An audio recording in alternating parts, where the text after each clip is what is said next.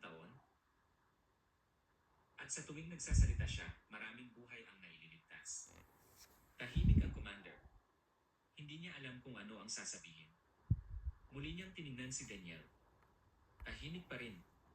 Simple pa rin ang pananamit. Walang anumang palatandaang isa itong tao na lubos na pinagkakatiwalaan ng matataas na opisyal.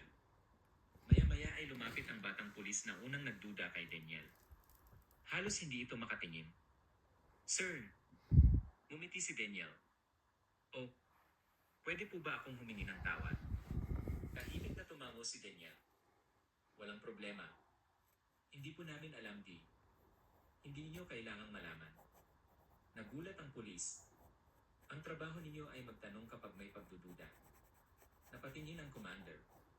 Ngunit nagpatuloy si Daniel. Ang mahalaga ay pare-pareho nating ginagawa ang tungkulin natin ng may respeto. Napayuko ang batang pulis. Marami pa akong kailangang matutunan. Ngumiti si Daniel. Lahat tayo. Biglang lumapit ang matandang babae na kanina ay sakay rin ng jeep. Anak. Lumingon si Daniel.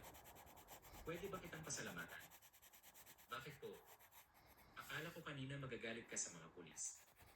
Umiling siya. Hindi po. Bakit? Dahil kung titigil ang mga pulis sa pagtatanong dahil sa takot na magkamali, mas maraming masasamang tao ang makakalusot. Tahimik ang lahat.